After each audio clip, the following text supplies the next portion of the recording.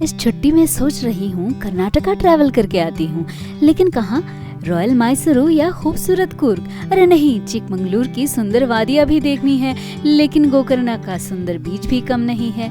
मुरुदेश्वर का ये शिवजी का स्टैचू भी देखना है। इतना घूमने के बाद अगर हम्पी नहीं गई तो क्या ही देखा। कितना कंफ्यूजन है। सॉल्यूशन तो दो कोई, कहाँ से शुरू कहाँ खत्म करूँ? बजट कितना होगा? क्या पब्लिक ट्रांसपोर्ट सही होगा? रहूंगी कहाँ? सेफ तो होगा ना? इन मैडम की तरह अगर आप भी कर्नाटका पहली बार ट्रैवल करने की सोच रहे हैं तो ये वीडियो सुपर हेल्पफुल बनने वाला है आपके लिए। Route map, budget, public transport, hotels की जानकारी के साथ आपको मैं दूंगी कुछ बेहतरीन प्रो टिप। स्किप करोगे तो होगा मिस, तो देखते रहना आखिर तक। Hello and welcome to my channel again. और मेरी रुकी रुकी सी जिंदगी जैसे छठ से चल पड़ी। त्रिपुरा ट्रैवल के बाद मुझे ट्रैवल का कीड़ा ऐसा काटा कि अब मैं निकल पड़ी हूँ अपने पूरे सोलो ट्रिप में मैसूर के लिए। मैसूरू आप कहीं से भी पहुंच सकते हो। अगर कोलकाता से आप देख रहे हो तो आप लोगों के लिए है ये स्पेशल इंफॉर्मेशन। कोलकाता से मैसूरू तक मैसूरू एक्सप्रेस चलती है सिर्फ फ्राइडे को। ट्रेन नंबर है 22817, प्लेटफॉर्म नंबर है 23, जहां से मोस्टली ये चलती है।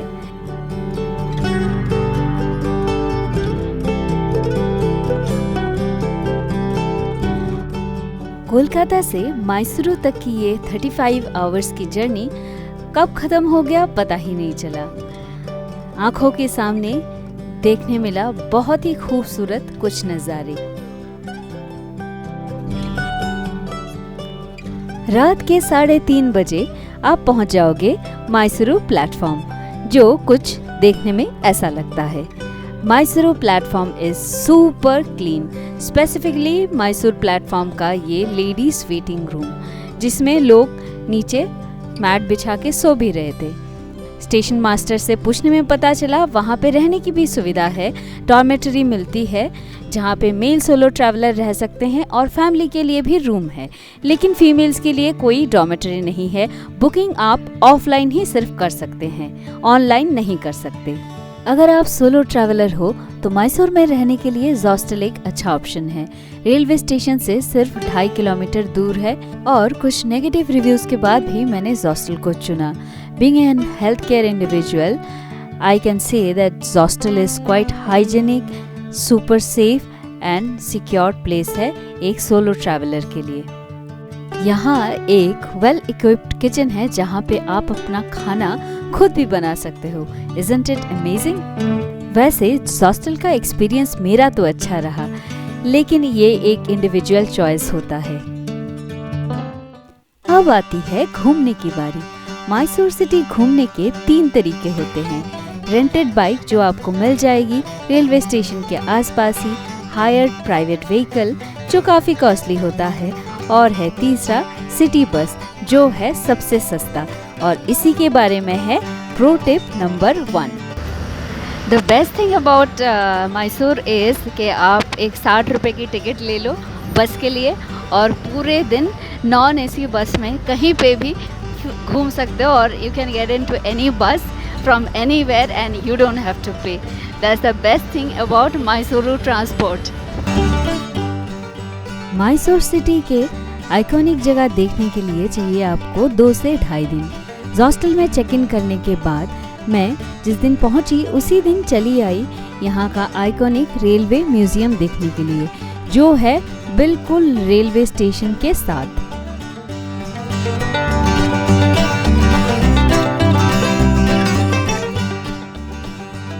मैसूरू का ये रेलवे म्यूजियम बहुत ही खास है। इसमें रेलवे की पूरी हिस्ट्री बहुत खूबसूरती से दर्शाया गया है। इसको आप देखने आना जरूर। और म्यूजियम का और एक अट्रैक्शन है fun-field Joy ride in the toy train. अब आएगा प्रो टिप नंबर 2। अगर आपके पास सिर्फ 2 दिन है मैसूरू घूमने के लिए तो मेरे इस प्रो टिप को फॉलो कर लेना। सबसे पहले चले आओ देखने के लिए मैसूर पैलेस, जो है मैसूर सिटी बस स्टैंड और देवराजा मार्केट के बहुत ही नज़दीक। इस खूबसूरत पैलेस को देखने के लिए आपको लगेंगे 2 से 3 घंटे। इंडियंस के लिए टिकट का कॉस्ट है सिर्फ 100 रुपीज़।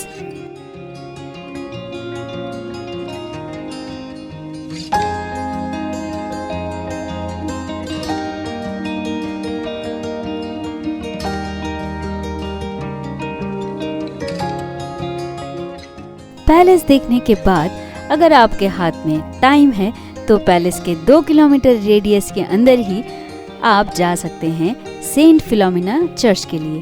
वो एक बहुत ही खूबसूरत चर्च है जहाँ पे अगर वक्त की कमी ना हो तो वहाँ कुछ देर आप बिता भी सकते हैं। मैसूरू सिटी घूमने का सेंटर पॉइंट है देवराजा मार्केट, जहाँ से आप ऑटो से भी अपनी जर्नी स्टार्ट कर सकते हैं, नहीं तो सिटी बस से भी पूरा शहर घूम सकते हैं। तो पैलेस देखने के बाद अगर आपने सेंट फिलोमिनास चर्च भी देख लिया तो सीधे आप चले जाओ चामुंडेश्वरी टेम्पल के लिए। चामुंडेश्वरी टेम्पल एक बहुत ही खूबसूरत टेम्पल है और इस टेम्पल को देखने के बाद अगर वापस आते आते सनसेट हो जाती है तो आप चले जाओ, वहीं पे एक सनसेट पॉइंट है जहाँ से टेलीस्कोप के माध्यम से आपको बहुत ही खूबसूरत सनसेट दिखेगी और पूरा मैसूर सिटी ऊपर से आपको दिखेगी। फिर उसी रूट पे आते हुए आपको दिख जाएगा सैंड म्यूजियम।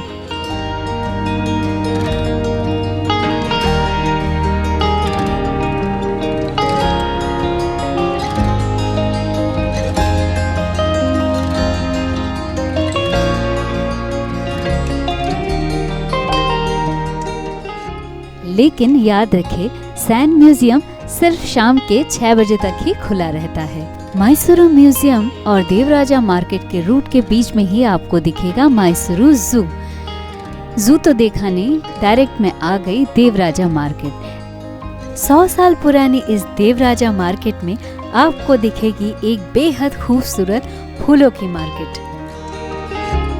फिर मैंने आर्टिफिशियल ज्वेलरी का ऐसा कलेक्शन देखा, एक पल के लिए लगा कि मैं शायद कोई राजनगरी में आ गई हूँ।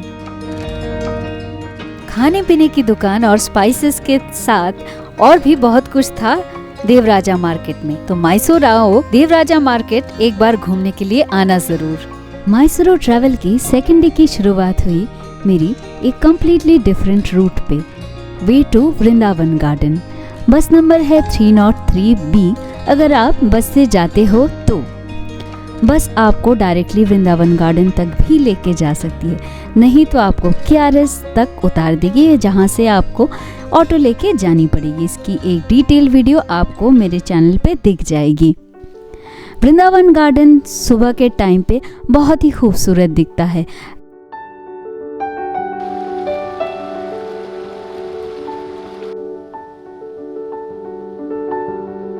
और जो आपको ये पीछे दिख रहा है वही है KRS डैम, लेकिन इस KRS डैम में हम नहीं जा सकते।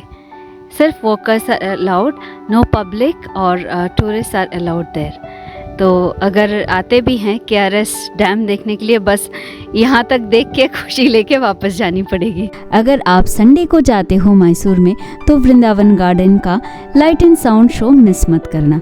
वहाँ पे खाने पीने की दुकान भी बहुत होती है और ख़रीदारी भी आप वहाँ पे कर सकते हो। वृंदावन गार्डन घूमने के बाद आप जा सकते हो एक अद्भुत टेम्पल देखने के लिए जो बहुत सालों तक पानी के नीचे डूबा हुआ था। इसका नाम है वेणुगोपाला स्वामी टेम्पल। वृंदावन गार्डन से 7 से 8 किलोमीटर दूर है ये टेम्पल। इस टेम्पल को जाने के लिए आपको प्राइवेट व्हीकल ही हायर करनी पड़ेगी, क्योंकि वहाँ पे कोई लोकल ट्रांसपोर्ट नहीं है। अगर आप मेरी तरह लगी हुए तो ऐसे भी लोग आपको मिल जाएंगे, जहाँ पे लोगों ने मुझे उस टेम्पल तक लिफ्ट दिया, मुझे घुमाया और वापस मुझे देवराजा मार्केट तक छोड़ा इन्होंने। तो आप अगर जाओ इस टेम्पल को देखने के लिए तो शाम के टाइम में ही जाना, क्योंकि KRS बैकवाटर के सामने जो सनसेट होती है वो बहुत ही खूबसूरत होती है और ये टेम्पल भी तब और खूबसूरत बन जाता है देखने में। तो मेरे सेकंड डे के मैसूर ट्रैवल में मैंने देखा वृंदावन गार्डन और वेणुगोपाला स्वामी टेम्पल।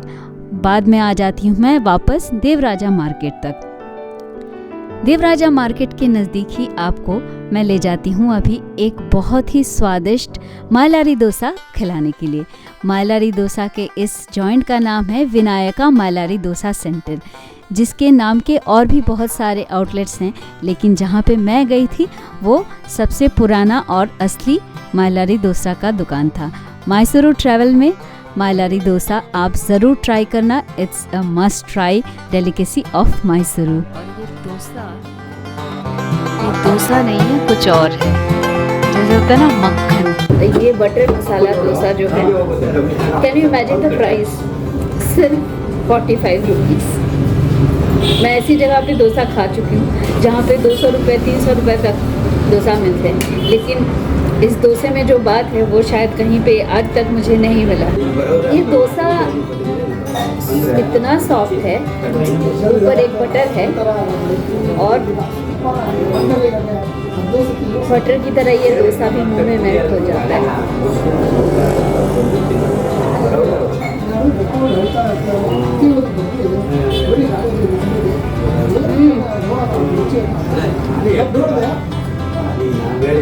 ये जो फीलिंग होती है ना, ये फीलिंग आपको तभी आ सकती है जब आप इसको खुद खाओ। बोलते हैं ना कि रसगुल्ला का स्वाद तभी आएगा जब आप खुद रसगुल्ला खाओ। तो ये मायलारी डोसा जब आप खुद खाओगे तो आपको पता चलेगा। ऊपर से बहुत क्रिस्पी और अंदर से इतना सॉफ्ट मैं आपको बता नहीं सकती। मैसूर के बाद अभी मैं आपको ले जाने वाली हूँ मैसूर से ही कुछ घंटे दूर एक बेहद खूबसूरत शहर जिसका नाम है कूर्ग, जिसे ऑफिशियली मडिकरी भी बोला जाता है। गोल्डन टेम्पल और दुबारे एलिफेंट कैंप कहने को तो कूर्ग डिस्ट्रिक्ट में है, लेकिन मैसूर से ज़्यादा पास है।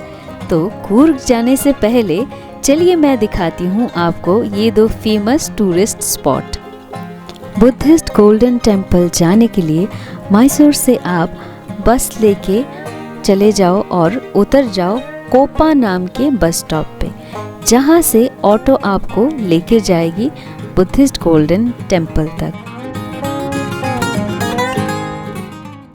जब भी गोल्डन टेम्पल की बात होती है लगता है पंजाब के अमृतसर में स्थित गोल्डन टेम्पल की बात हो रही है, लेकिन यहाँ पे कर्नाटका के मैसूर से 2 घंटा दूर कोपा में स्थित नमड्रोलिंग मोनेस्ट्री की बात हो रही है, जिसे बुद्धिस्ट गोल्डन टेम्पल भी बोला जाता है।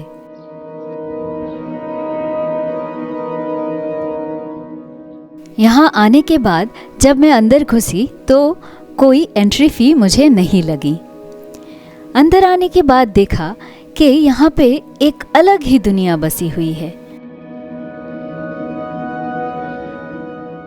हिमाचल प्रदेश के धर्मशाला के मोनेस्ट्री के बाद यही है इंडिया की सेकंड लार्जेस्ट बुद्धिस्ट मोनेस्ट्री।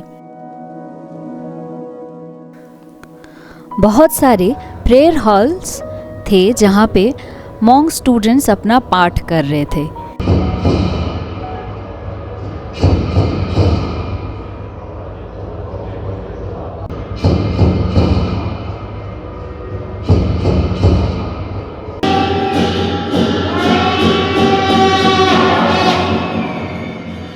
समझ में तो कुछ नहीं आया, लेकिन कुछ देर वहाँ बैठने के बाद एक अजीब सी शांति महसूस हुई। गोल्डन येलो और रेड कलर के कॉम्बिनेशन के साथ बनी ये मोनेस्ट्री की आर्किटेक्चर इतनी खूबसूरत है कि मैं आपको भाषा में बयान नहीं कर सकती।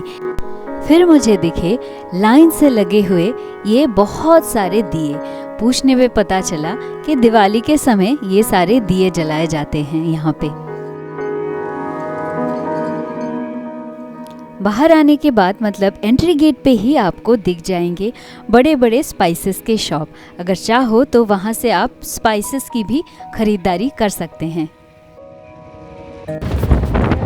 तो मोनेस्ट्री देखने के बाद अभी मैं कुप्पा से आ गई कुशल नगर। कुशल नगर से फिर से मैंने ऑटो लिया और ऑटो लेके फिर अब मैं जा रही हूँ निसर्ग धाम देखने के लिए।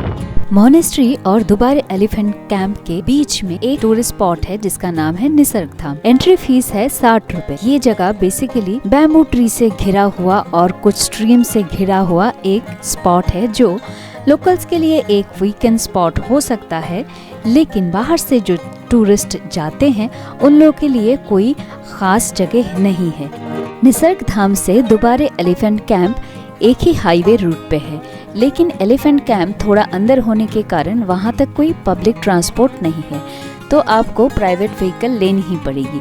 ऑटो ने मुझसे मांगे 800 रुपये, लेकिन लकीली मुझे मिल गए थे डॉक्टर विजय प्रकाश, जिनके मोटरसाइकिल में बैठ के एक अनजान के साथ ही मैं पहुंच जाती हूं एलिफेंट कैंप तक। दोबारा एलिफेंट कैंप पहुंच के ही आपको दिखेगी एक बेहद खूबसूरत बहती हुई स्ट्रीम, जिसमें आपको मिल सकती है रिवर राफ्टिंग की सुविधा। मैं इस स्ट्रीम को देख के इतनी खुश हुई कि छई छप्पा छई करते करते पहुंच गई एलिफेंट कैंप के एंट्री गेट तक। एंट्री फी है 100 रुपए। वहाँ पे एलिफेंट बेदिंग, एलिफेंट फीडिंग जैसे बहुत सारी एक्टिविटीज कर सकते हैं, लेकिन ये सारी एक्टिविटीज पेड होती हैं। एलिफेंट कैंप खुली रहती है शाम के 5 बजे तक। उसी बहते हुए पानी में जब ढलती हुई सूरज की किरणें गिरी तो एक मन लुभावने वाला अलग ही दृश्य था। एलिफेंट कैंप से वापस आते हुए आप कूर्ग भी जा सकते हो उसी दिन, लेकिन मैं कहूँगी मत जाना। क्यों? चलिए बताती हूँ। तो बीच में आप कुशल नगर में रुक के वहीं पे होटल में उसी नाइट के लिए रह सकते हैं। मैसूरू से कूर्ग या मडिकेरी तक का सफर करने का असली मजा दिन को ही आता है। इतनी खूबसूरत हरियाली और जिगजैग रोड है जिसका नज़ारा आपको दिन में ही अच्छा लगेगा। तो मेरी मानो तो आप दिन में ही सफ़र करना। और मैसूरू से कूर्ग आपको जाने में लगेंगे ऑलमोस्ट 3 घंटे। बस आपको उतारेगी कूर्ग के बस स्टेशन पे। अब चलिए दिखाती हूँ कर्नाटका में पब्लिक ट्रांसपोर्ट और उसके रिलेटेड सेफ्टी के बारे में। मैसूर से मडिकेरी जाते समय मैं चढ़ गई थी एक बहुत ही ओवरक्राउडेड बस में, जहाँ पे एक पैर रखने की भी जगह नहीं थी, लेकिन इतने सारे जेंट्स पैसेंजर ने मुझे बिल्कुल भी अनकंफर्टेबल फील नहीं कराए। बस में मुलाकात होती है कूर्ग के ही नेटिव आसिफ से, जिन्होंने आगे जाके मेरी बहुत मदद की। मैं पहुँच जाती हूँ सिटी ऑफ स्पाइसेस कूर्ग तक। बस स्टेशन में एक अच्छा लंच किया आसिफ के साथ। होटल बीवी दासवाल जो कूर्ग बस स्टेशन के 1 किलोमीटर रेडियस में है, और मुझे डबल बेड का रूम मिला था 800 रुपए में। बार्गेन करके मैंने उसको 700 में कर लिया था। होटल ढूंढने के बाद मैं आ जाती हूँ राजा सीट देखने के लिए, जो एक बहुत ही खूबसूरत पार्क है। कूर्ग बस स्टेशन से सिर्फ 1 किलोमीटर रेडियस में ही है। हिल टॉप में बसा हुआ ये पार्क कोडागु रूलर्स द्वारा बनाया गया था। बेहद खूबसूरत चारों तरफ की वादियाँ, और वहाँ पे सिटिंग अरेंजमेंट भी होती है। धीरे धीरे जब आप ऊपर जाओगे तो आपको सनसेट बहुत खूबसूरत दिखेगा। अगर देखना चाहो तो उस जगह पे बैठ के सनसेट का लुत्फ भी उठा सकते हैं, और एंट्री फी है सिर्फ 20 रुपए। Good morning. बजट ट्रैवल में सच में मुझे नहीं पता आज मैं कैसे सारे टूरिस्ट स्पॉट्स देखूंगी। आई ट्राई विद बस, बट सारी जगह पे बस नहीं जाती, यहाँ पे वो प्रॉब्लम है। कूर्ग की ये खूबसूरत वादियाँ और जिगजैग रोड्स के बीच में से गुजरते हुए कूर्ग के टूरिस्ट स्पॉट्स को एक्सप्लोर करने का बेस्ट तरीका है रेंटेड बाइक। 500 से लेके 600 रुपए तक लगते हैं 24 आवर्स के लिए। पेट्रोल आपको खुद डालनी पड़ेगी। कूर्ग विजिट के लिए गाइड मिल सकती है जो कि ऑप्शनल है। मैंने ले लिया क्योंकि मुझे कूर्ग के बारे में कुछ भी नहीं पता था। बाइक राइडिंग आती नहीं है तो मैंने बुक कर ली ऑटो 500 रुपए में। गैस किसने बार्गेन की? मेरे गाइड ने। तो दिखाती हूँ 500 रुपए में मैंने क्या क्या देखा एक दिन में। सबसे पहले मैं अर्ली मॉर्निंग चली जाती हूँ ओमकारेश्वरा टेम्पल। ये टेम्पल एक खूबसूरत लेक के ऊपर बनी हुई है। थोड़ी देर घूम के देखने के बाद पता चला, एक बोर्ड में लिखा हुआ है अगर आप इंडियन एथनिक कपड़े पहने हो तो ही इस टेम्पल में प्रवेश कर सकते हैं। कूर्ग के खूबसूरत जिगजैग रोड से चलते हुए मैं आ जाती हूँ यहाँ के आइकॉनिक अब्बे फॉल्स देखने के लिए। बहुत सारी सीढ़ियों से उतरने के बाद मैं जब अब्बे फॉल तक पहुँची, वहाँ का नज़ारा बेहद खूबसूरत था। अब्बे फॉल को बाय बाय कहते हुए फिर मैं आ जाती हूँ राजास टूम देखने के लिए। देखने में ये लगता है कोई सुल्तान की समाधि स्थल होगी, लेकिन ये कोडागुरुलस की समाधि स्थल थी। फिर मैं आ जाती हूँ कूर्ग की मशहूर कॉफ़ी की दुनिया में। कूर्ग अपने कॉफ़ी प्रोडक्शन के लिए बहुत मशहूर है पूरे इंडिया में। इस कॉफ़ी प्लांटेशन यूनिट में आप जब जाएंगे तो लगेंगे 200 रुपये। आपको मिलेगा एक वॉलंटियर जो आपको पूरा कॉफ़ी एस्टेट घुमा के दिखाएंगे और जानकारी देंगे डिफरेंट कॉफ़ी के बारे में। ये मंकीज अटैक करते हैं ना, इसलिए ये स्नेक पूरा डालते हैं। सूखे धूप में डालते हैं हमें, सनलाइट में। इससे बाद इसका स्किन को रिमूव करते हैं, वो भी आपको आगे से विजन से दिखाएगा। तो फाइनली 500 रुपये में मैंने अब्बे फॉल, ओमकारेश्वरा टेम्पल, राजास टूम और कॉफ़ी प्लांटेशन एक दिन में देख लिया है। अब आती है कूर्ग में शॉपिंग करने की बारी। कूर्ग फेमस है अपने स्पाइसेस और डिफरेंट टाइप के कॉफ़ीज़ के लिए। बस स्टेशन के सामने आपको ऐसे बहुत सारी बड़ी बड़ी दुकानें दिख जाएंगी, जहाँ पे मैंने कॉफ़ी से लेके हैंडमेड चॉकलेट और डिफरेंट टाइप की चीज़ें देखी और दिखा मुझे प्योर हनी, जिसको मैंने ट्राई भी किया था। तो अगर कूर्ग आए, कॉफ़ी खरीदना मत भूलना।